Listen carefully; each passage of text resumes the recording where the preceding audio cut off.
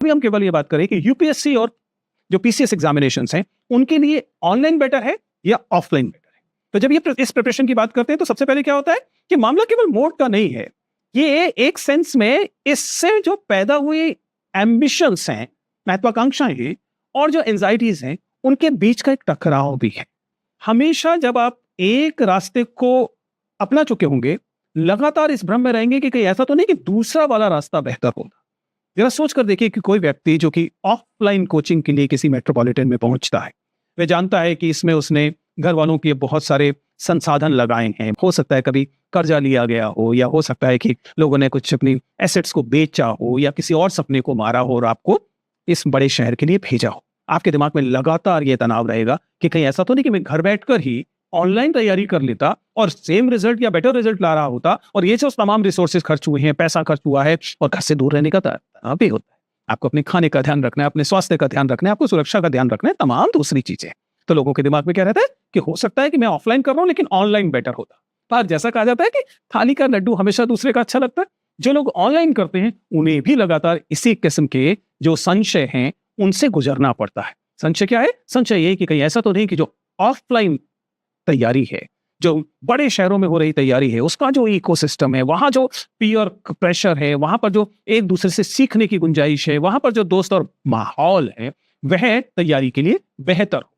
क्योंकि UPSC examination इतनी से भी गलती की गुंजाइश देता कहां है? It is considered mother of all exams. तो ऐसे में लगातार, क्योंकि ये केवल आपकी सिलेबस की जानकारी का टेस्ट नहीं है, आप जानते हैं it's a test of character. आप इस तनाव को कितना बेहतर तरीके से हैंडल कर पाए, आप ए तरीके से होते या बी तरीके से होते, इससे कितना फर्क पड़ा। और जाहिर है कि फिर जैसा मैं हमेशा कहता हूं कि आपके प्रिविलेजेस क्या हैं, आपके डेप्रिवेशंस क्या हैं, आपके अभाव क्या हैं और आपके प्रिविलेजेस क्या हैं, आप कैसी पृष्ठभूमि से आते हैं, तमाम चीजें मैटर करती हैं और इस एग्जाम को क्वालिफाई कर। लेकिन सच्चाई क्या है? सच्चाई ये है कि इस एग्जाम में तमाम चीजें मैटर करेंगी, इसलिए आपको केवल अपने नॉलेज को नहीं देखना, आपकी स्टेबिलिटी को, स्थिरता को भी देखना है। आप जिस माध्यम में गए वह माध्यम आपके लिए सूट कर रहा था या नहीं कर रहा था, यह इस बात पर भी निर्भर करता है कि जिस माध्यम में गए उसमें आप टिके रह पा रहे हैं अगले 2 साल तक, 2.5 साल तक या नहीं, स्टेबिलिटी बनी हुई है कि नहीं।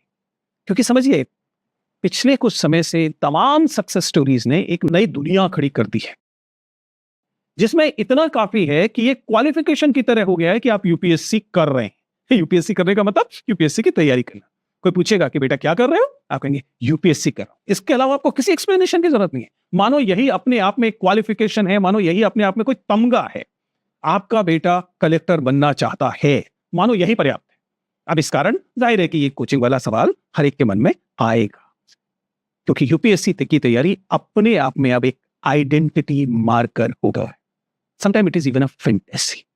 कई लोग जिनको इस बात का यकीन होता है कि उनका सिलेक्शन नहीं होगा, वे भी इस दौड़ में शामिल रहते हैं। इस पर हमने पहले भी कई बार बात की, उसे देखिए। खैर, फिर से इस बात को समझते हैं, और ये एक सामाजिक बात है। जब हम किसी एग्जामिनेशन को, खासतौर से यूपीएससी जैसे एग्जामिनेशन की बात करते हैं, तो इसका संबंध किससे होता है? इसका संबंध सोशल मोबिलिटी से होता है। मैंने तमाम वीडियोस में, ऑफलाइन बातचीत में इस बात को बार बार दोहराया है कि चूंकि हमारे समाज में सोशल मोबिलिटी के मार्कर्स, सोशल मोबिलिटी के टूल्स कम होते जा रहे हैं, ये गुंजाइशें कम होती जा रही हैं कि आप अपनी से पिछली पीढ़ी, अपने माता पिता की जो पीढ़ी थी, उससे बेहतर कर सकें, which is basically social mobility. इस वजह से जो थोड़े बहुत ऐसे अवसर हैं, उनमें प्रतियोगिताएं बहुत बढ़ गई। पहले बहुत सरल बात होती थी, हमारी पीढ़ी में इस बात को मान ही लिया जाता था कि अगर बच्चों को ठीक ठाक पढ़ाई लिखाई करा दी है तो वो अपने माता पिता से कुछ बेहतर कर लेंगे। अब इस बात की गारंटी नहीं रही, क्योंकि हमारे सोशल मोबिलिटी मार्कर्स दरअसल नेगेटिव हो गए। खैर, anyway, coming back to the basic question कि वास्तव में आप जब अगर यूपीएससी या सिविल सर्विसेज की कोचिंग करते हैं, तो वह कोचिंग आपको ऑनलाइन करनी चाहिए या ऑफलाइन करनी चाहिए। ऑफलाइन कोचिंग ऐतिहासिक तौर पर दिल्ली, हैदराबाद, इलाहाबाद जैसे जो पुराने इंस्टीट्यूशंस रहे, पुराने शहर रहे, जहां बहुत सारे सिविल सर्वेंट्स को ने सफलता पाई, वो एक केंद्र की तरह बन गए। और अभी हाल फिलहाल तक, यानी जब तक कोविड ने चोट की है, तब तक यूपीएससी की तैयारी का मतलब यही था कि इन शहरों में जाएं, कोचिंग पूरी करें और इसके बाद आपके सिलेक्शन होने की गुंजाइश बन। कोविड ने क्या किया? कोविड ने इसको एक उद्योग में कन्वर्ट किया। ये अचानक लगभग 1 लाख करोड़ का पूरा उद्योग कहा जाने लगा। 58,000 करोड़ की बात हुई थी और उसके बाद कहा गया कि लगातार 16% से बढ़ेगा और 1,36,000 करोड़ तक पहुंच जाएगा 5-7 साल। तो बहुत तेजी से एक एडटेक बना, जिसकी वजह से इसमें बहुत बड़े पैमाने पर निवेश आया। मैं पूरी कोचिंग इंडस्ट्री की बात कर रहा हूं, केवल यूपीएससी की नहीं। और इस निवेश की वजह से ऐसे एडटेक सामने आए जिन एडटेक्स ने ऑनलाइन को, वीडियो को, और जाहिर है कि चूंकि इंटरनेट की पेंट्रेशन बढ़ी, इंटरनेट की स्पीड बढ़ी, इसलिए लोगों को लगने लगा कि नहीं, अब ऑनलाइन भी ये काम किया जा सकता है, ये ज्यादा किफायती होगा, इसके लिए लोगों को मूवमेंट की जरूरत कम पड़ेगी। और यही कारण है कि अलग अलग बच्चों की राय इस बारे में बदल गई। जरा इससे समझने की कोशिश करते हैं, जब आप ऑफलाइन कोचिंग करते हैं तो आपको क्या क्या चाहिए होता है। तमाम संसाधन चाहिए, जिस शहर में आप जाएंगे उस शहर में रहने की जगह चाहिए, सुरक्षा चाहिए। मान लीजिए आप एक छात्रा हैं, आपके पेरेंट्स आपको भेजना नहीं चाहेंगे, इस वजह से आप लोग क्या करते हैं, आप इसको लिए ऑनलाइन खोजने की कोशिश करते हैं। और जब ऑनलाइन आप करते हैं तब आपको रियलाइज होता है कि शायद एक इकोसिस्टम गायब हो रहा है। तो ऑनलाइन या ऑफलाइन, क्या ये सही सवाल है? सच्चाई ये है कि शायद ये गलत सवाल है। सवाल ये नहीं है कि ऑनलाइन बेहतर है या ऑफलाइन। सवाल ये है कि आपको किस चीज की जरूरत है कि आप गिव अप ना करें। आप ऑनलाइन में कंसिस्टेंटली 2.5 साल 3 साल दे सकते हैं, या उसके लिए आपको ऑफलाइन की जरूरत पड़ेगी। ऑनलाइन आपको फ्लेक्सिबिलिटी देता है, ऑनलाइन आपको क्लासेस को बार बार दोहराने की गुंजाइश देता है, ऑनलाइन आपको अपने समय से सीखने की गुंजाइश देता है, ऑनलाइन आपको घर का कंफर्ट भी देता है, क्योंकि आपको माता जी के हाथ का खाना मिल सकता है, आपको पिताजी का बार बार जो प्रोत्साहन है वो मिल सकता है, वही पुराने दोस्त मिल सकते हैं जिनके साथ आप थोड़ा सा ब्रेक लेना चाहें तो जा सकते हैं। तो ऑनलाइन आपको फ्लेक्सिबिलिटी देता है। और ऑफलाइन आपको क्या देता है? ऑफलाइन आपको एक माहौल देता है, एक इकोसिस्टम देता है, आपको आसानी से उपलब्ध मटेरियल देता है, जो कि एक पूरी की पूरी इंडस्ट्री में होता है। आप सवाल सिर्फ इतना है कि इन दोनों में से कौन सा आपको लगातार कंसिस्टेंटली इसमें बचाए रख सकता है। बहुत सारे लोगों ने प्रीलिम्स के बाद इस बार बार बार अपनी ऑफलाइन कोचिंग पर सवाल उठाए। उन्होंने ये भी कहा कि सर ऑफलाइन कोचिंग ऑफलाइन है, एक क्लासरूम जिसमें 500 या 700 लोग हैं।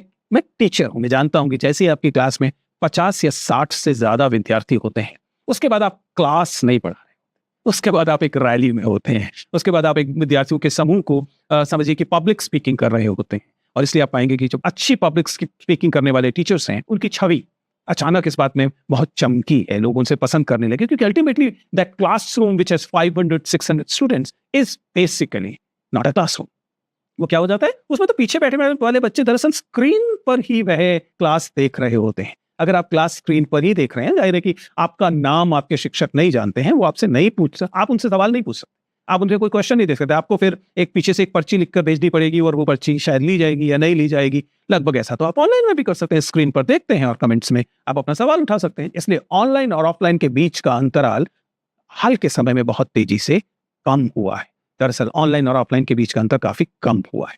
तो कुल मिलाकर जो सच्चाई है वो ये है कि उत्तर बाहर नहीं है, उत्तर के लिए आपको अपनी तरह अंदर देखना पड़ेगा, आपके लिए सबसे सुटेबल क्या है। और एक बार आपकी स्ट्रेटेजी के हिसाब से आपने जो तय कर लिया, उसमें स्टिक करने की आपकी गुंजाइश कितनी है।